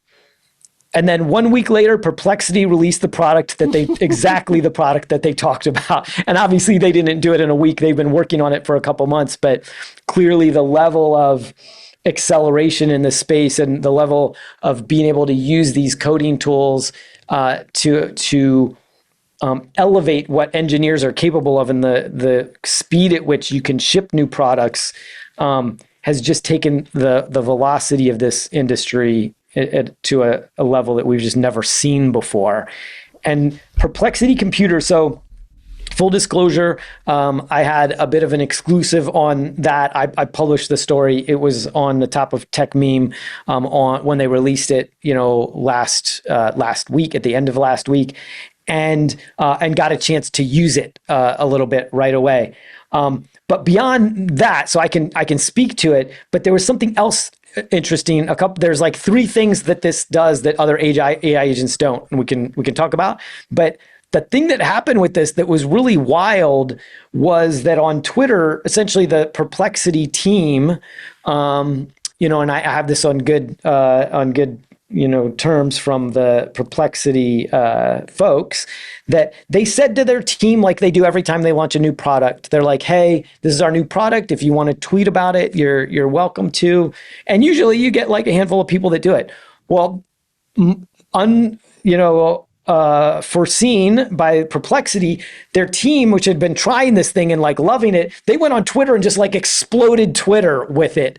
And so this thing spread far and wide really quickly and gained a little bit of a viral moment, got helped by one other thing, which is that there were some people that combined Perplexity Computer, is what they call their AI agent, with Perplexity Finance, their sort of Yahoo Finance competitor, and they basically were like, I use this to make a Bloomberg terminal competitor, and they're like, I one-shotted, this is the thing. Mike. I one-shotted it, and I used this AI agent to build my own Perplexity terminal computer, and I just canceled my $30,000 subscription. And so that gave it a whole nother sort of level of interest and buzz. And so, but this Perplexity Computer thing is really interesting. Jeff, when we were talking about it before, you were like, so is this OpenClaw? This is just like an OpenClaw for everybody that can use. And I thought that was the perfect, my headline had a little bit, my very first headline had a little bit of that in it too. I think it's a great way to think about it. So let me ask you 2 questions about that. One, I think I asked whether it was OpenClaw but ready for prime time. Is it in some way better, safer, not just slicker, but better, safer than OpenClaw? Is that possible? And then second, I think almost anything is would be safer than OpenClaw. Is it safe enough? Yeah, that's true. Fair. That's true. Yeah. Though I just saw that there was a story, I don't think I put it in the rundown, that Cursor, what do they call their browser? Comet. Comet, thank you. Perplexity Comet browser. could be, I think, one calendar invite. Until about a month ago, a calendar invite could corrupt everything you have, which they fixed, but that was an issue. But my other question is, because the one thing Perplexity has always done well is stay on top of PR. they're really good at like Common as an example, where they knew everybody was going to come out with these things. They came out with theirs first. They do these sometimes outrageous things. Do you think that they wished they had released computer before OpenClaw, or did OpenClaw open the door for them saying, we got something better? Yeah, I think you're right, Jeff. They like to move fast, and they've pioneered a bunch of the things that eventually OpenAI and Anthropic eventually ended up doing, right? As you're getting at. And so I think they do like being first. In this case, I do think that OpenClaw gave them a chance to ride that buzz a little bit, and like in a way that maybe AI agents would have felt a lot nerdier. I mean, they still feel nerdy, but at least OpenClaw created a lot more curiosity, but it's very hard to use. You have to be very technical. It's very command line oriented. There are some hosted versions of that you could get. They're a little easier, but did you get to play still, with computer?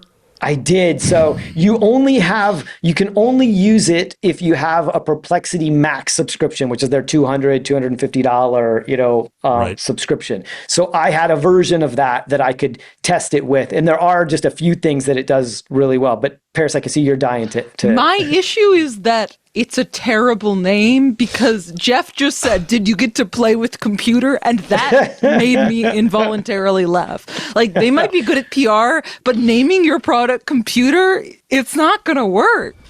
How am I going to tell my mom to download computer? Download computer. Mom, you got to get on computer. I know.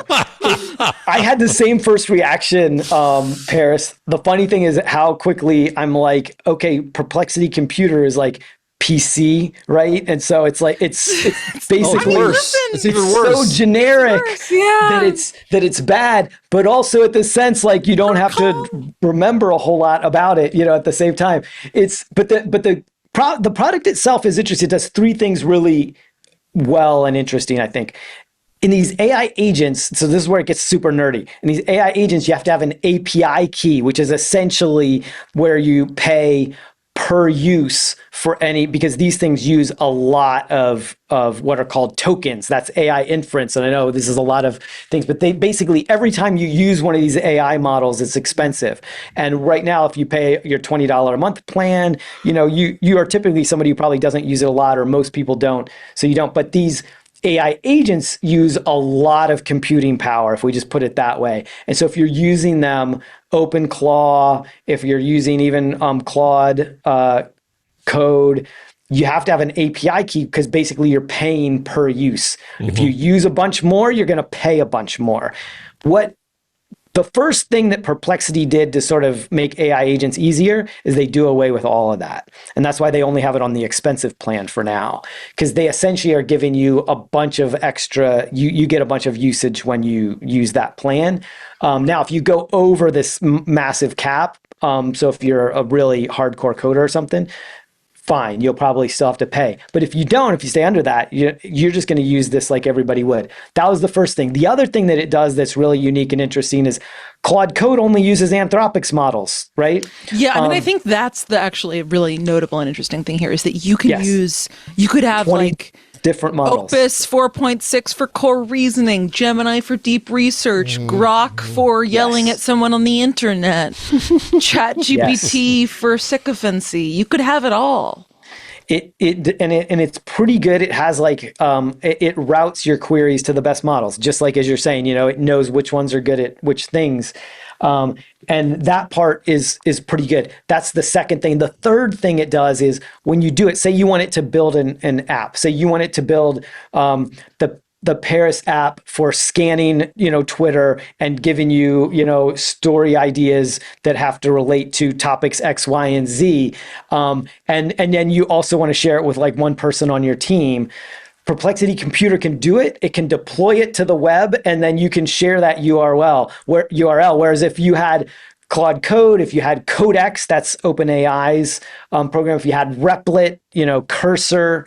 If you had one of those, you have to make the code, then you have to go deploy the code to a server somewhere. The one reason why, and they learned this from Lovable, for those who are familiar with that, that's a code, an AI agent sort of coder where you just make the thing and it deploys it right away on Lovable. And then you can make your thing in 10 minutes and then you can send a URL. You just made a web app and it uses Gemini, right? Lovable uses Gemini? I'm not positive about that, but I think you're right. I think it is working with Gemini. It's a company that's based out of Europe, Northern Europe, but we like that.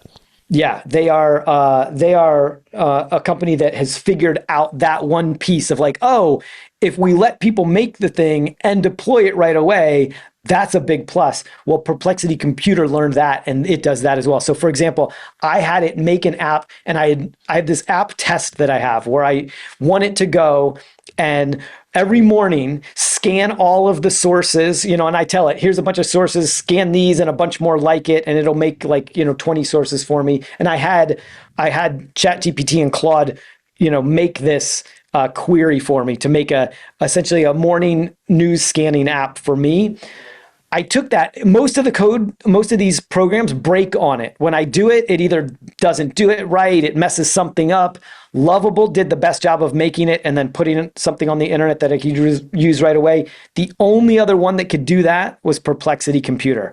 I put it in there. The first time is the very first thing I gave it was this kind of somewhat complex, make me a morning, AI news gatherer for me.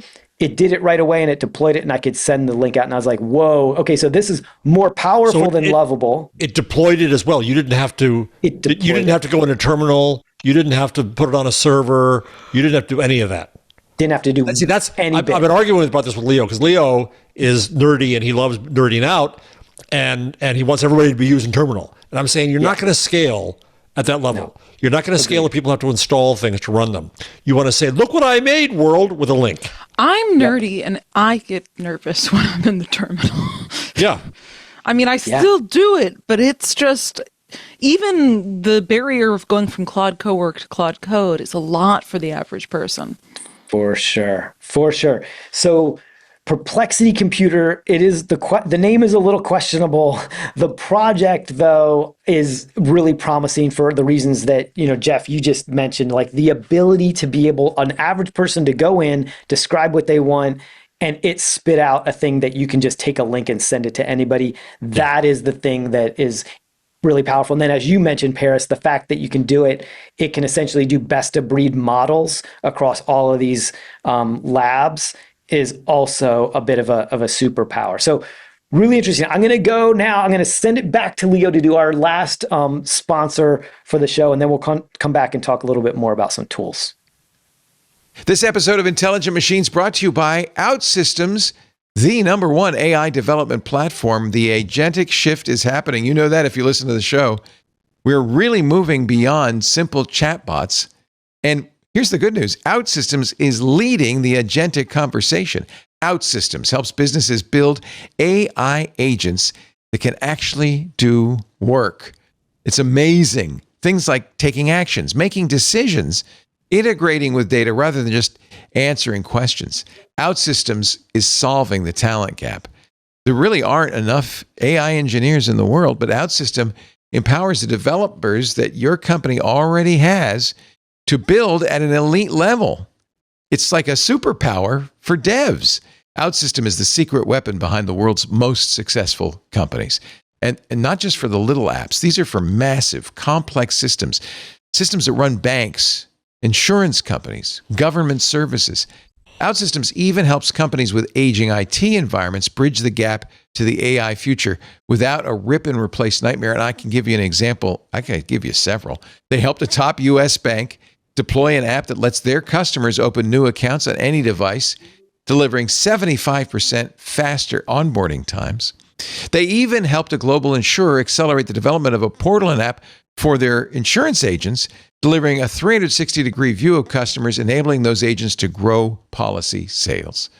That's just a small sample of what OutSystems can do. OutSystems combines the speed of AI with the guardrails of low code. It's actually a marriage made in heaven, the safest and fastest way for an enterprise to go from, we need an AI strategy, to we have a functioning AI application. Stop wondering how AI will change your business and start building the agents that will lead it. Visit outsystems.com/twit to see how the world's most innovative enterprises are using AI-powered low-code to transform.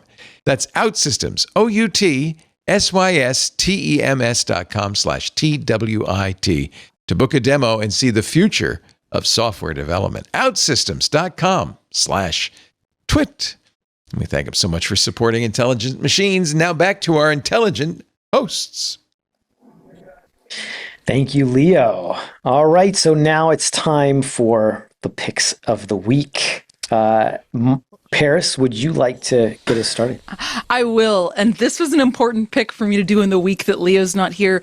Listeners of the show will know that last week, one of my picks was the New York Times Crossplay app, which I'm somehow more addicted than I was last week. I perhaps have more than 12 games going on. Leo has been One of complaining which mightily in our chat is about how with she's Leo a killer. because I am trouncing him. I was really worried at first because I got such a bad rack of tiles when he started playing, but I beat him in the end, and we are rematching, and I'm still. But one of the reasons I think I'm beating him is I've gotten really into, over the last couple of years, more Scrabble strategy theorizing, and there's a great book and online resource called breakingthegame.net that is like all beginning, intermediate, and advanced Scrabble and Scrabble tournament strategy. And I'm choosing to share this in the show because I shared this then last week with some of my other friends that I'm absolutely dominating in Scrabble,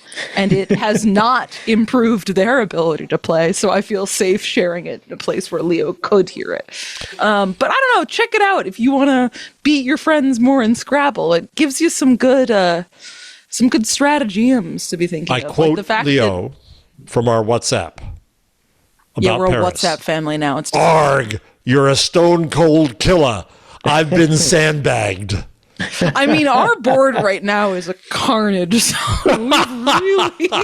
we've really played ourselves into several corners, none of which are particularly good. But I was very worried that I wouldn't beat him in the last game because the last turn was like up by 30 points, but I think I ended up beating him by 2 in the end. So I don't know. Get on the New York Times crossword app and use breakingthegame.net to trounce your friends even harder. That's my pick of the week. Stone Cold Killer gives the pick. That's me. Very good. All right, Jeff, how about you? All right, this is my one. I have more than one. I want to mention this story just for the record to put on there that News Corp did a big deal, $150 million with Meta. And the Robert Thompson, who I disagree with constantly about all matters of internet and all that, he said that News Corp is now basically an AI input company, which I found amusing. But that's not my pick. I could do a few different ones here. I could do a paper that's out that says we don't know how social media bans will affect youth, but we're doing it anyway. But I'll leave that beside. I could do a nice New York Times feature about Bell Labs and all that has happened there. This is why I wrote an op-ed a couple of years ago now, begging for the soon-to-be vacated Bell Labs in Murray Hill, New Jersey, to be turned into a museum. Yeah. But instead, I'm going to do Walkman Land. So, Paris, are you too young for Walkman? No, I had one once, and they also came back, I feel like, in the last 5. They have to a bit. 10 years. So if you go to Walkman Land, I guess we can't show it. Can we show it, Benito, or no, we can't? I'm working on it.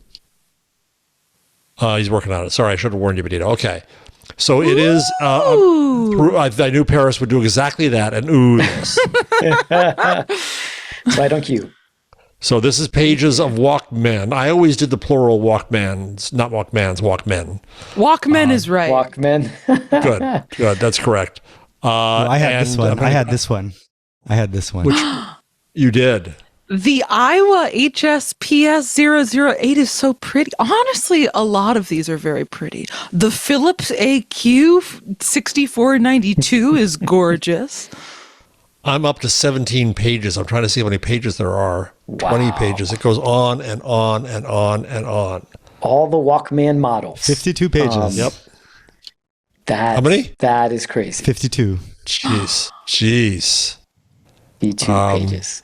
And it was a life-changing thing. Well, some of my friends have the Sony TCM 4500, the My First Sony range. That's a real popular one among the Brooklyn crowd nowadays. Oh, you mean like today they have one? Like right now? Today, I know at least 2 people who have that. I'll put it in the chat, in their home right now. And I always see it at people's apartment and then take a photo of it and then never look it up. Which now I know. This was a huge change, right? People could take their music anywhere. The bigger change, of course, came before that. I went to Greenbrook Electronics today, which I can't wait to take Paris and Leo there, because it's this weird kind of dusty museum store. And I had to buy a transistor for a class I'm teaching Friday. I'll put this in front of the camera. Wow, look at that little thing. Oh, little guy. Transistor, which of course, replaced the tube. The tube. As Benito pointed out earlier, he still uses tubes because he's an audio freak. So anyway, this is what changed everything, because this is what enabled the portable radio. This is what made it so you could take music with you anywhere. The transistor battery radio, operated, right? Amazing. But then you were stuck with radio. You were stuck with DJs. You were stuck with all that. The Walkman gave you the first control. And so I think it's important. So that's that. I'll mention one other thing. Where is it here? That according to Edison Research, podcasts now lead AM/FM in spoken word listening. Really? Oh. First time it's crossed the Rubicon? I'm kind of thinking, I'm surprised that didn't happen before, but there's a lot of our grandparents who still listen to AM radio. Yeah. And like in factories and stuff like that, they still leave it on all day, right? There are lots of and even restaurants, like the back kitchen and the back offices and things like that. A lot of the Brooklyn girlies also have AM radios, I will say. A coolest one is one of those, like, it's a under cabinet AM, like or a radio setup that also has a cassette player in it. And one of my friends who has one of those is moving to Chicago, and I'm hoping that I get it in the... Oh. Okay. There's also this kind of comeback of the iPod. So because it has no notifications. The iPod is so hot right now. It's like actually expensive to get an iPod. So that's not just the New York Times making up a trend? No, as a matter of fact, I saw Tony Fadell, who was one of the creators or was on the team. Him tweeting out. He's like, "Look, I don't know if Apple's going to start making it again, but he's like, look, it's official. Like this is going pretty big." And I think a lot of it is the sort of anti screen time device. Where no notifications. No apps, that's when I roll my eyes. All that. I do a little bit like, could I imagine going there? Probably not. But anyway, it's also the flip phone. I know some people that have done the flip phone, thing as well. But one of my friends has a flip phone, and I ridicule him every single time. As you should. It would be like going back to the tubes when you have the transistor. It doesn't. He also got one, and he tries to text from it, and we're in group chats, and I'm like, Rick, you can't be doing this. It's rude. The iPod thing is so weird because for the longest time we were just put this thing in my phone, please. Put this in my phone already, please. And now we're just separating it again. That's funny. Now we're like, I want the iPod back. All right. Well, for my pick, mine is going to be something that I feel like should be so obvious on its face and really should be a feature and not a company. And yet I almost can't live without it on a daily basis, which is this app Whisperflow that lets you, I use it on Mac and I use it on, phone as well, where you just hold down one button and you can dictate to it, and it essentially puts it into clear text. It'll sort of correct it and make it clear into complete sentences. And I feel like this should not exist, right? Like Alexa, Siri, Google Home, Google Assistant, should have done this really well a long time ago. But it's funny that for all of the challenges that Apple has in AI, if it would just buy Whisperflow and make it so that when you talk to Siri, it actually works every time, because this thing essentially works every time or 90% of the time, the perception of what Siri being better, the way that it would go up so dramatically would be incredible. And so that's what makes me think like this is really something. There's a couple other ones like this, a couple competitors as well. Whisperflow is probably the best known. And I find it to be, the sort of one of the easiest to use, especially on the computer, because all you have to do is hit the function key on a Mac, and then it pops up and you can use it for anything. The thing that I found, there's two things that I love about it. One is that it tracks how fast you go. Most people can type. If you're really fast, you type like 75 words a minute, right? The average person is like 45 to 50 words a minute. And I think I'm about in that range. When you speak, you're up to about 150 words per minute, 125 to 150 words per minute. So I've noticed now there are times when I can't do it and where it's like I'm in a cafe or something, it's a little weird. But the whisper is the right, because you can actually do it where I could like say it like this and I could just whisper and it actually works. You can whisper into Whisperflow and it works. Which is pretty cool. And then the other aspect of it that I really enjoy is the fact that it sort of gamifies it a little bit, right? You can get the stats on how fast you're going, and you can do it. Like I can be in bed and everybody's asleep, and I can like whisper into it and my note. And then the last thing I love about it is I do my best thinking when I walk, and I was like, if I could only type, I get my best ideas to write when I walk. But if I could only type, and so sometimes I would type on my phone, leave notes in Apple Notes and stuff. But with this, I have actually started writing some things while I'm walking, and it's been super, super handy. So that's mine. It's like the AI feature that really shouldn't be an AI feature. I feel like every one of these tools... AI is so good at it. I mean, I've talked in the show, I have a thing on my computer, Mac Whisper, that allows a bunch of WhisperKit transcriptions, and that's how I transcribe a lot of interviews, and it's phenomenal. It's local. I love it. So good. So if you're still typing most of your stuff out there, folks, you could use this tool. Use another one too. No, I can't think without typing. You got to use your fingers. I got to use my fingers. I got to. That's part of my book. Hot Type. The end is a typographical autobiography where I talk about how the keyboard changed the way I thought, and then the computer changed the way I thought. But I can't, unless my fingers are poised over the home keys, I can't think. No. Interesting. I would not be able to do it. So it's an interesting world. It is an interesting world. Those are all fun picks. Those are all really, really fun picks. What a week. Well, Paris and Jeff, thank you for letting me be here, do this with you. What a pleasure. Really good job, Folio. Thanks so much for steering the ship. This was phenomenal. Yes, it was great. And we're finishing before a large cane emerges from off stage to drag you out of the podcast studio booth, which is That's right. There's the cane. Yeah, all right. Appreciate it. Thank you, everybody, for tuning in to Intelligent Machines. Leo Laporte will be returning, so you can count on that. And thank you for a great week. And we will, of course, this show is back every week. And Paris and Jeff will be here again, and Leo Laporte will be back. And you can count on even more news that's going to happen, however big the news was this week. It's going to be even bigger. It's never stopping. I'm sure.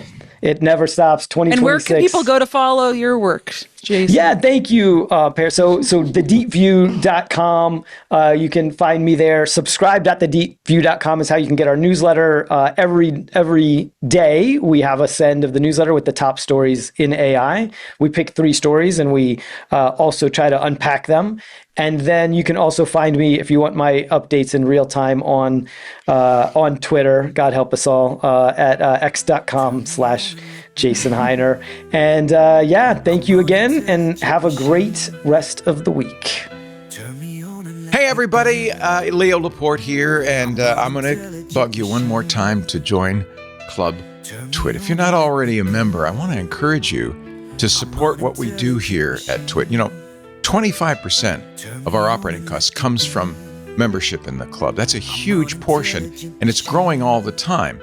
That means we can do more, we can have more fun. You get a lot of benefits, ad-free versions of all the shows. You get access to the Club Twit Discord and special programming like the keynotes from Apple and Google and Microsoft and others that we don't stream otherwise in public. Please join the club. If you haven't done it yet, we'd love to have you. Find out more at twit.tv/clubtwit. And thank you so much. I'm not a human being, not into this